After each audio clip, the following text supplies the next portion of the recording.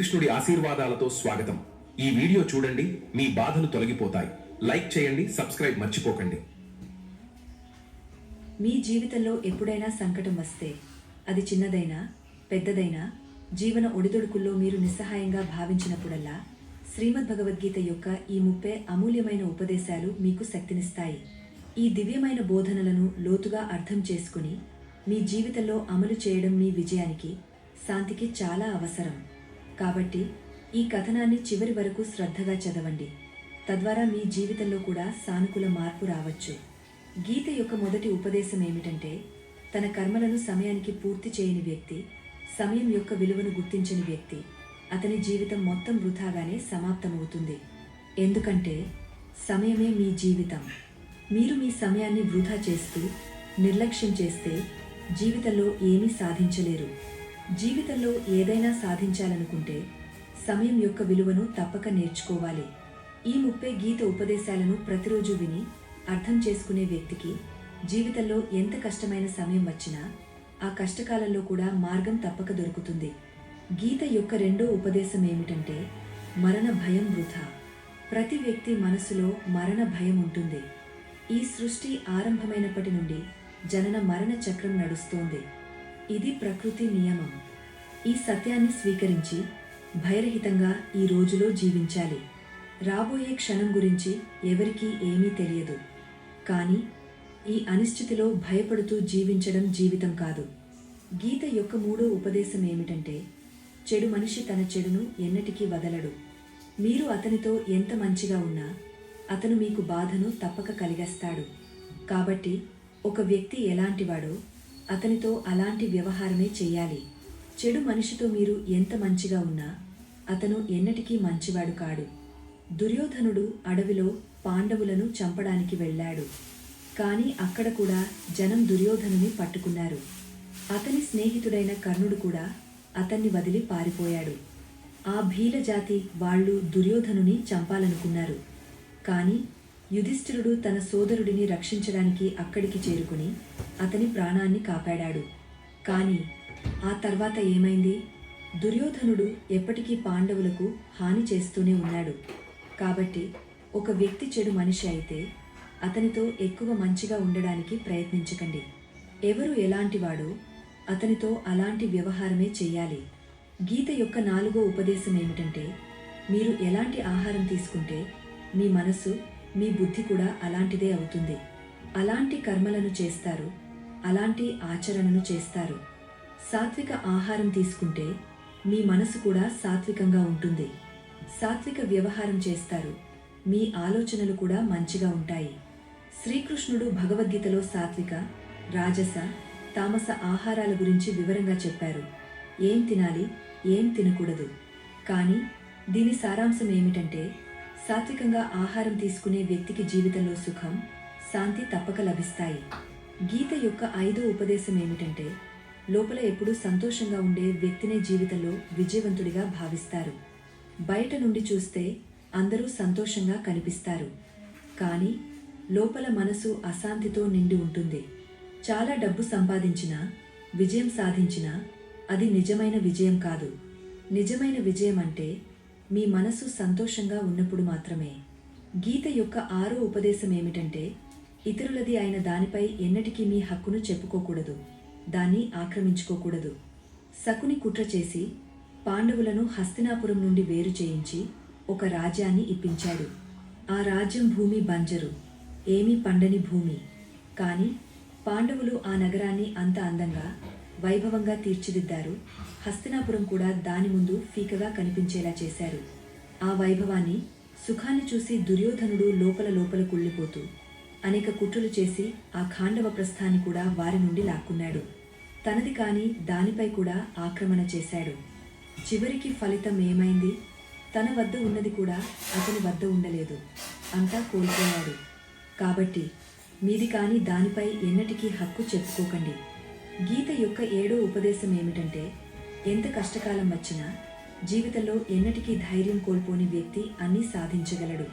పాండవులు జూదంలో అన్నీ కోల్పోయి 12 సంవత్సరాల వనవాసం, 1 సంవత్సరం అజ్ఞాతవాసం పొందారు. భిక్షమెత్తుకుంటూ భయంకరమైన జంతువుల మధ్య అడవుల్లో తిరుగాడుతూ జీవితాన్ని గడిపారు. అంత కష్టకాలంలో కూడా వారు లోపల ధైర్యాన్ని కోల్పోలేదు. చివరికి విజయం వారిదే అయింది. ఎందుకంటే వారు ఎన్నటికీ ధైర్యం కోల్పోలేదు. అలాగే మీ జీవితంలో ఎంత కష్టకాలం వచ్చినా మీలో ధైర్యం ఉంటే విజయం మీదే అవుతుంది. గీత యొక్క 8వ ఉపదేశం ఏమిటంటే, జీవితంలో గొడవలు, గందరగోళం నుండి దూరంగా ఉండాలి. కానీ మీ గౌరవం, మీ హక్కులు, మీ చరిత్ర విషయంలో వచ్చినప్పుడు పోరాడాలి. అర్జునుడు మహాభారత యుద్ధం చేయడానికి ఇష్టపడలేదు. ఎందుకంటే అతని ముందు అతని సొంత వాళ్ళు నిలబడ్డారు. కానీ శ్రీకృష్ణుడు అతనికి ఉపదేశించాడు, ఇక్కడ పోరాటం విషయం కాదు, నీ గౌరవం, నీ చరిత్ర, నీ హక్కుల విషయం. ద్రౌపదిని కౌరవులు సభలో అవమానించారు. ఆమెను నగ్నం చేయడానికి ప్రయత్నించారు. అంత పెద్ద అధర్మాన్ని నీవు ఎన్నటికీ సహించకూడదు. కాబట్టి మీ గౌరవం, చరిత్ర మీద దాడి జరిగినప్పుడు అది మీ సొంత వాడైనా సరే మీరు తప్పక పోరాడాలి. గీత యొక్క 9వ ఉపదేశం ఏమిటంటే, ఎవరిపైనా కళ్ళు మూసుకొని నమ్మకం పెట్టకూడదు. మహాభారతంలో దుర్యోధనుడు ఎన్నిసార్లు కుట్రలు చేసి పాండవులను చంపడానికి ప్రయత్నించాడు, అగ్నిలో కాల్చడానికి చూశాడు. కానీ ధర్మంపై నడిచే పాండవులు బారి బారి అతని మాటల్లో పడిపోయారు. దేవుడు వారిని రక్షించాడని వేరే విషయం. కానీ వారు తమ సోదరుడిగా, సొంతవాడిగా భావించినవాడు వారి మరణానికి కారణం కావాలనుకున్నాడు. కాబట్టి నమ్మకం పెట్టేటప్పుడు కళ్ళు తెరిచి ఉంచాలి. గీత యొక్క 10వ ఉపదేశం ఏమిటంటే, సత్యం, దైవశక్తి ఉన్నవాడితో ఉంటే లోకమంతా అతనికి వ్యతిరేకంగా నిలబడినా చివరికి విజయం అతనిదే అవుతుంది. శ్రీమద్భగవద్గీతలో మొత్తం 700 శ్లోకాలు, 18 అధ్యాయాలు ఉన్నాయి. గీత యొక్క చివరి శ్లోకం ఇలా ఉంది: ఎక్కడ యోగేశ్వరుడైన కృష్ణుడు, ధనుర్ధారి అయిన పార్థుడు ఉంటాడో అక్కడ విజయం, సంపద, శాశ్వత ధర్మం, నీతి ఉంటాయి. ధృతరాష్ట్రుడు సంజీవుడిని బారి బారి అడిగాడు, యుద్ధంలో ఎవరు గెలుస్తున్నారు, ఎవరు ఓడిపోతున్నారు? అతనికి నమ్మకం ఉంది. భీష్మ పితామహుడు, గురువైన ద్రోణాచార్యుడు, కర్ణుడు తన వైపు ఉన్నారు కాబట్టి ఎవరు తమను ఓడించగలరు? కానీ సంజయుడు ధృతరాష్ట్రుడితో ఇలా అన్నాడు, ఎక్కడ దేవుడు ఉంటాడో అక్కడ సత్యం ఉంటుంది. ఎప్పుడూ విజయం అక్కడే ఉంటుంది. మీ వద్ద ఎంత శక్తి ఉన్నా సత్యం, దేవుడు ఎవరి కోసం నిలబడితే లోకంలో ఎవరు అతన్ని ఓడించలేరు. గీత యొక్క 11వ ఉపదేశం ఏమిటంటే, మీరు ఎవరికి ఎక్కువ ప్రాధాన్యత ఇస్తారో అతను మీకు ఎన్నటికీ ప్రాధాన్యత ఇవ్వడు. ఎప్పుడైనా గమనించారా? మీ అవమానం ఎవరు చేస్తారు? మీరు ఎవరికి హద్దుమీరి ప్రాధాన్యత ఇస్తారో వాళ్లే. ఇతరుల గౌరవం చేయడం మంచి విషయం. కానీ ఎక్కువగా గౌరవిస్తే వారి దృష్టిలో మీ గౌరవం తగ్గిపోతుంది. కాబట్టి ఎవరిని మీ అన్నింటినీ చేయకండి. నీవు నా అన్ని అని అనకండి. ఒక వ్యక్తిని మీ అన్నింటిగా చేసిన వెంటనే మీరు అతనికి ఏమీ కాదు. కాబట్టి గౌరవం ఇవ్వడం అంతే, అతను జీర్ణించుకోగలిగినంతే ఇవ్వాలి. హద్దు మీరి గౌరవిస్తే అది మీ అవమానానికే దారితీస్తుంది. గీత యొక్క 12వ ఉపదేశం ఏమిటంటే, ఏ విషయంలోనూ హద్దు మీరకూడదు. ఏదైనా హద్దు మీరితే అది హాని చేస్తుంది. ఎవరితోనూ హద్దు మీరిన ప్రేమ చేయకండి. హద్దు మీరిన విద్వేషం కూడా చేయకండి. హద్దు మీరిన తీపి కూడా చెడిపోతుంది. హద్దు మీరిన చేదు కూడా హాని చేస్తుంది. హద్దు మీరిన విశ్రాంతి మిమ్మల్ని రోగిష్ఠుడిని చేస్తుంది.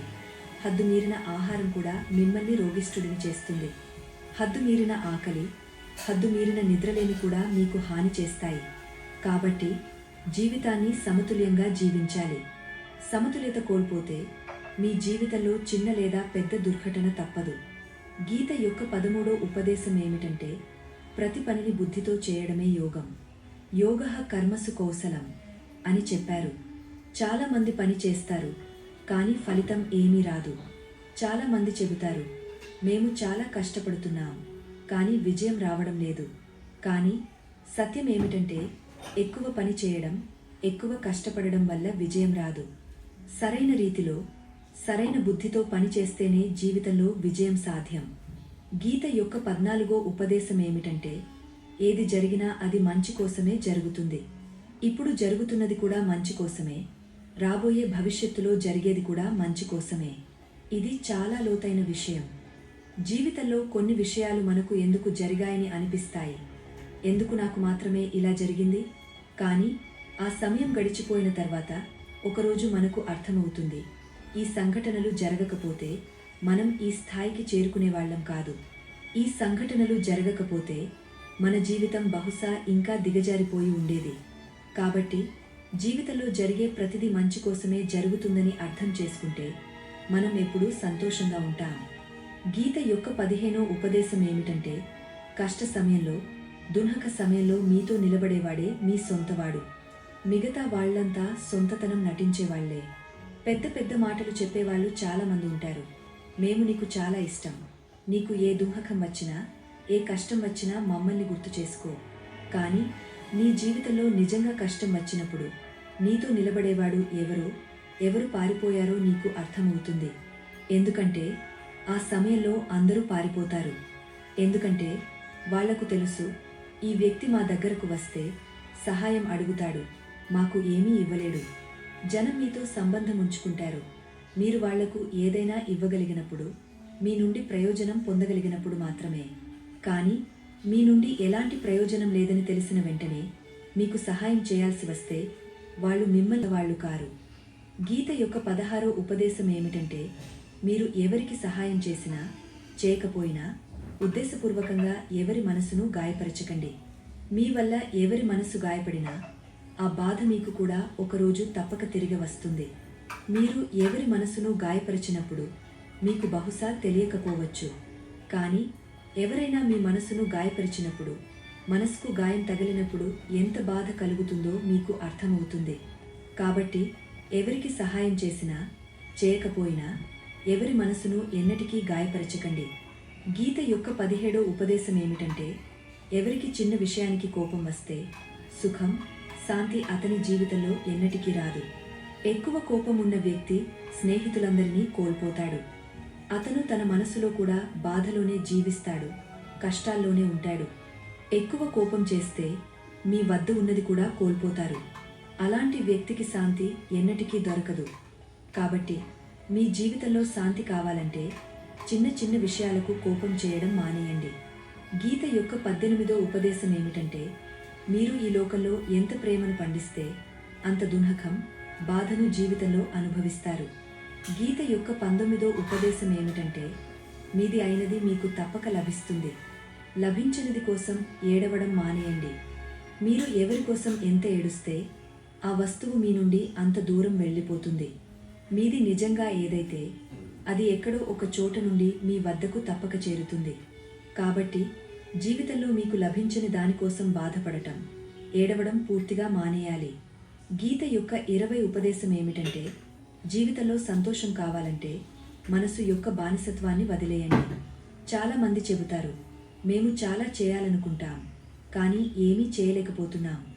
ఏం చేస్తే మా జీవితం బాగుపడుతుందో, ఏది మాకు హాని చేస్తుందో అన్నీ తెలుసు, కానీ ఏమీ చేయలేకపోతున్నాం. అర్థం చేసుకున్నా కోరుకున్నా ఏమీ చేయలేకపోవడానికి కారణం మీరు మీ మనసుకు బానిసలైపోయారు. కొందరు తమ నాలుక రుచిని కూడా వదలలేరు. అప్పుడు చెబుతారు, మేము సన్నగా కాలేకపోతున్నాం, ఫిట్గా ఉండలేకపోతున్నాం, విజయం సాధించలేకపోతున్నాం. ఎందుకంటే మీరు చేయాల్సిన పనిని చేయరు. మీ మనసు అన్నీ అర్థం చేసుకున్నా మిమ్మల్ని ఆ పని చేయనివ్వదు. కాబట్టి జీవితంలో ముందుకు వెళ్ళాలంటే మనసు ప్రకారం నడవడం మానేయండి. మీకు సరైనది ఏదో అది మీరు చేయాలి. గీత యొక్క 21వ ఉపదేశం ఏమిటంటే, సోమరి వ్యక్తి ఎన్నటికీ ఏమీ సాధించలేడు. చాలామంది కేవలం పథకాలు మాత్రమే వేస్తూ ఉంటారు. నాకు పెద్ద ఇల్లు కావాలి, పెద్ద కారు కావాలి, ప్రపంచాన్ని తిరగాలని ఉంది, ఇది కావాలి, అది కావాలి. ఇవన్నీ ఆలోచించడం సులభం, కానీ దానికోసం కష్టపడడం, కర్మ చేయడం చాలా కష్టం. ప్రతి ఒక్కరూ తమ శరీరం ఫిట్గా ఉండాలని కోరుకుంటారు, కానీ దానికోసం వ్యాయామం చేయాల్సింది మీరే.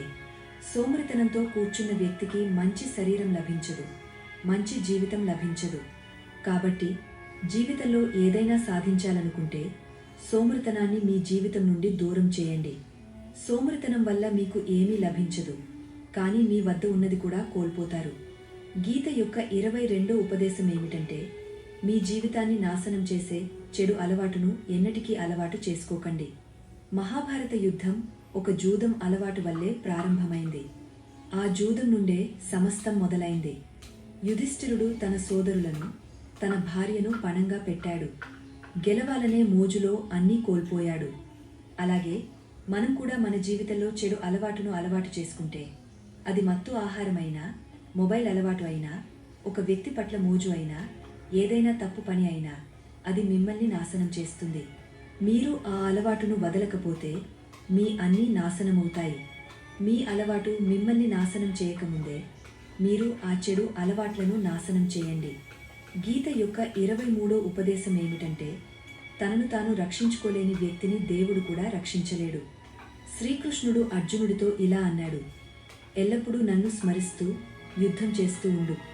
అర్జునుడు శ్రీకృష్ణుడిని అడిగాడు, ఈ యుద్ధం కొన్ని రోజుల్లో ముగుస్తుంది, కానీ నీవు ఎల్లప్పుడూ నిన్ను స్మరించమని, యుద్ధం చేయమని చెబుతున్నావు.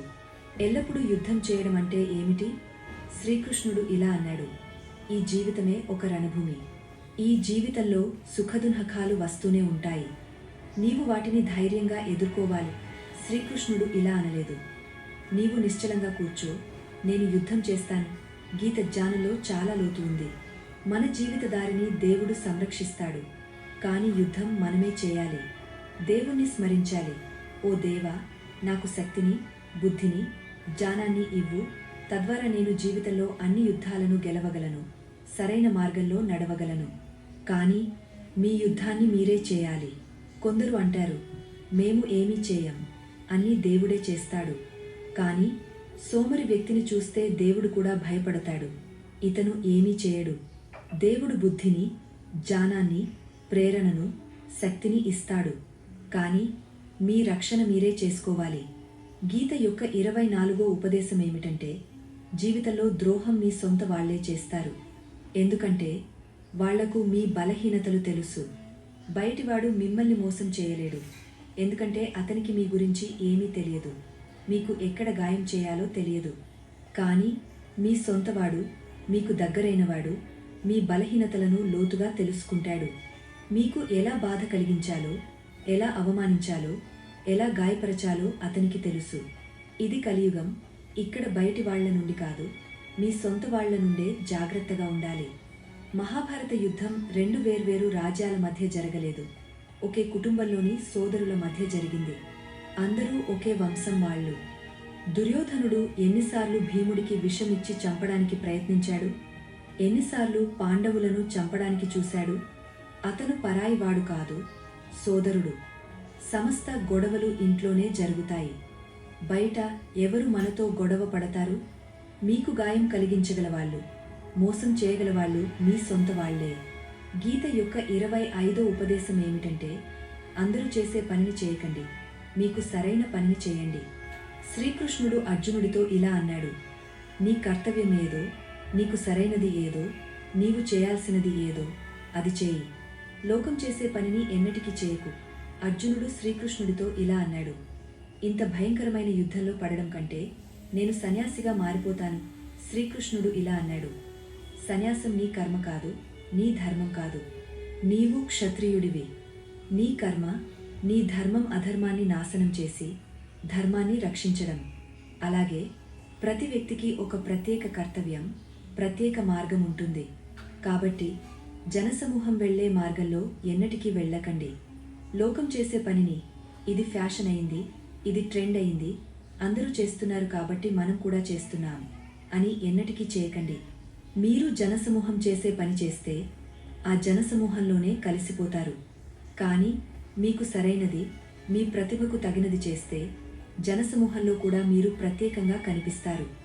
గీత యొక్క 26వ ఉపదేశం ఏమిటంటే, ఎవరితోనూ హద్దుమీరిన మోహం పెట్టుకోకండి. మీరు ఎవరితో ఎక్కువ మోహం పెట్టుకుంటే అతను మిమ్మల్ని తప్పక ఏడిపిస్తాడు. మోహం వల్లే మీరు ఒకరి వెనుక మరణిస్తూ ఉంటారు. మోహం వల్లే మీరు అవమానాన్ని సహిస్తారు. చాలా మందికి మోహం వల్ల తమ అవమానం కనిపించదు. ఎదుటివాడు నా గౌరవాన్ని కూడా చేయడం లేదు, నేను ఇంకా అతని వెనుక మరణిస్తున్నాను. మోహం మీ కళ్లకు గంతలు కట్టేస్తుంది. సత్యం, అసత్యం కనిపించవు. ఒక వ్యక్తి నిజస్వరూపాన్ని అర్థం చేసుకోవాలంటే అతని మోహం నుండి త్వరగా బయటపడాలి. మోహం మీకు దుంహకాన్ని ఇస్తుంది. మోహం అంతమైన రోజు ఏ బంధంతోనూ మీకు దుంహకం రాదు. ఎందుకంటే మీకు ఏమీ పట్టదు. గీత యొక్క 27వ ఉపదేశం ఏమిటంటే, మీతో అధర్మం, పాపం, తప్పు చేసేవాడిని తప్పక శిక్షించాలి. మీరు అతన్ని సహిస్తే అతను మీతో మరింత తప్పు చేస్తాడు. మీరు సహిస్తే అతని పాపంలో మీరు కూడా భాగస్వామి అవుతారు. అర్జునుడు శ్రీకృష్ణుడితో ఇలా అన్నాడు, నేను యుద్ధం చేయబోయే వాళ్ళు నా సోదరులు, నా గురువులు. నేను వాళ్ల ముందు ఆయుధాలు ఎలా ఎత్తగలను, వాళ్లను ఎలా చంపగలను? శ్రీకృష్ణుడు ఇలా అన్నాడు, నీవు సొంత వాళ్ళని భావించే వాళ్ళు అందరూ అధర్ములు. వాళ్ళు పాపం వైపు నిలబడ్డారు. నీవు వాళ్లను సంహరించకపోతే, యుద్ధం చేయకపోతే సమాజంలో పాపం మరింత పెరుగుతుంది. ఎవరైనా మీతో తప్పు చేస్తే, మీకు గాయం కలిగిస్తే, బాధ కలిగిస్తే మీరు నిశ్చలంగా ఉంటే ఎదుటివాడి ధైర్యం పెరుగుతుంది. అతను మిమ్మల్ని బలహీనుడిగా భావిస్తాడు. మీతో తప్పు చేయడం తన హక్కని భావిస్తాడు. కానీ మీరు అతని తప్పును, అధర్మాన్ని అడ్డుకుంటే అతను తన సీమలో ఉండటం నేర్చుకుంటాడు. ఇది కలియుగం. ఈ యుగంలో సంతోషంగా ఉండాలంటే మీ రక్షణ మీరే చేసుకోవాలి. ఎవరైనా మీతో తప్పు చేస్తే దాన్ని ఎన్నటికీ సహించకండి, ఎదుర్కోండి. గీత యొక్క 28వ ఉపదేశం ఏమిటంటే, ఈ రోజులో జీవించండి, రేపటి గురించి ఆలోచించడం మానేయండి. గతంలో, భవిష్యత్తులో ఉండే వ్యక్తి జీవితంలో ఎన్నటికీ సంతోషంగా ఉండలేడు. మీకు సంతోషం ఈ రోజులో, ఈ క్షణంలో జీవించినప్పుడు మాత్రమే లభిస్తుంది. గతం, భవిష్యత్తు అనేవి మీ బుద్ధిలో, మీ ఆలోచనలో మాత్రమే ఉంటాయి. వాటికి నిజమైన ఉనికి లేదు. మీరు నిజంగా జీవించేది ఈ రోజులో, ఈ క్షణంలో. మీ మనసును, బుద్ధిని గతంలో, భవిష్యత్తులో అడ్డుకుంటే మీరు ఎన్నటికీ సంతోషంగా ఉండలేరు. సంతోషంగా ఉండాలంటే ఈ రోజులో, ఈ క్షణంలో జీవించడం నేర్చుకోండి. గీత యొక్క 29వ ఉపదేశం ఏమిటంటే, మీ దుఃఖాలకు కారణం ఎవరినైనా సొంతమని భావించడం. మీ జీవితంలో దుఃఖాలు, కష్టాలు, ఆందోళనలు ఎక్కడి నుండి వస్తాయి? మీరు ఎవరిని సొంతమని భావిస్తే అక్కడి నుండే. ఒక చిన్న కథతో దీన్ని అర్థం చేసుకుందాం. ఒక వ్యక్తి వద్ద ఒక పెద్ద భవనం ఉంది. జీవితంలో సంపాదించిన సర్వస్వాన్ని పెట్టి ఆ భవనాన్ని నిర్మించాడు. ఆ భవనాన్ని చూడడానికి దగ్గర ఊళ్ళ నుండి జనం వచ్చేవాళ్ళు. చాలామంది సంపన్నులు ఆ భవనాన్ని కొనాలని ప్రయత్నించేవాళ్ళు. కాబట్టి ఆ భవనం అతని అహంకారమైంది, అతని జీవన ఉద్దేశమైంది. ఒకరోజు ఆ భవనంలో మంటలు చెలరేగాయి. అతను బజారులో ఉన్నాడు. ఇంటికి తిరిగి వచ్చినప్పుడు తన భవనం మంటల్లో కాలిపోతున్నది చూసి అతనికి ఎంతో దుఃఖం కలిగింది. ఈ భవనం లేకపోతే నేను బతకను. నా భవనం మంటల్లో కాలిపోతే నేను బతికి ఏం చేస్తాను అని అన్నాడు. అతను ఆ మంటల్లో దూకడానికి ప్రయత్నించాడు. ఎవరో ఒక వ్యక్తి అతన్ని ఆపి ఇలా అన్నాడు, ఈ భవనాన్ని నీ కొడుకు ఇప్పటికే వేరే వాడికి అమ్మేశాడు. ఆ మాట వినగానే అతని దుఃఖం అంతా పోయింది. ఇతరులు ఆ భవనం కాలడాన్ని తమాషాగా చూస్తున్నట్లే అతను నిలబడి చూస్తున్నాడు. అంతలో అతని కొడుకు వచ్చాడు. అతను తన కొడుకును చూసి ఎంతో సంతోషించి ఆశీర్వదించాడు. నీలాంటి కొడుకు చాలా అదృష్టవంతులైన తల్లిదండ్రులకు మాత్రమే లభిస్తాడు. నీవు నా జీవితాన్ని కాపాడావు. ఈ భవనంలో ఈరోజు మంటలు చెలరేగాయి, కానీ నీవు దీన్ని ఇప్పటికే అమ్మేశావు. అతని కొడుకు అన్నాడు, తండ్రి, ఈ భవనం అమ్మకానికి మాట్లాడడానికి వెళ్ళాను, కానీ ఒప్పందం ఎప్పుడూ ఖరారు కాలేదు. ఈ మాట వినగానే అతని తండ్రి మళ్లీ గుండెలు బాదుకుంటూ ఏడవసాగాడు. భవనం అదే ఉంది, వ్యక్తి అదే ఉన్నాడు. కానీ ఆ భవనం నాది అనుకున్నప్పుడు అది దుఃఖాన్ని ఇస్తుంది, సంతోషాన్ని ఇస్తుంది. అది నాది కాదు అని తెలిసినప్పుడు, దానితో సంబంధం లేనప్పుడు అన్ని దుఃఖాలు అంతమవుతాయి. అలాగే జీవితంలో ఒక స్థలాన్ని, ఒక వ్యక్తిని, ఒక బంధాన్ని, ఒక పనిని నాది అని భావిస్తే అక్కడి నుండే దుఃఖాలు మొదలవుతాయి. అక్కడి నుండే కష్టాలు ఆరంభమవుతాయి. శ్రీమద్భగవద్గీత యొక్క 29వ ఉపదేశం చెబుతోంది, మీరు ఎవరినైనా లేదా ఏదైనా మీ జీవన ఉద్దేశంగా భావిస్తే, ఇది లేకుండా నేను బతకలేను అనుకుంటే ఆ వస్తువు, ఆ వ్యక్తి, ఆ పని మీకు ఎంతో దుఃఖాన్ని ఇస్తుంది. స్నేహితులారా, ఈ ఉపదేశాల నుండి మీరు ఏమైనా నేర్చుకుంటే ఈ కథనాన్ని ఒక లైక్ చేయండి. ఇప్పుడు మనం ముందుకు వెళ్దాం. గీత యొక్క 30వ ఉపదేశం ఏమిటంటే, అశ్వమేవ భుక్తవ్యం కృతం కర్మ శుభాశుభం. దీని అర్థం, మీరు చేసిన ఏ కర్మ అయినా దాని ఫలితాన్ని మీరు తప్పక అనుభవించాలి. స్నేహితులారా, ఈ ఉపదేశాల నుండి మీరు ఏమైనా నేర్చుకుంటే ఈ కథనాన్ని ఒక లైక్ చేయండి. ఇప్పుడు మనం ముందుకు వెళ్దాం. గీత యొక్క 30వ ఉపదేశం ఏమిటంటే, అశ్వమేవ భుక్తవ్యం కృతం కర్మ శుభాశుభం.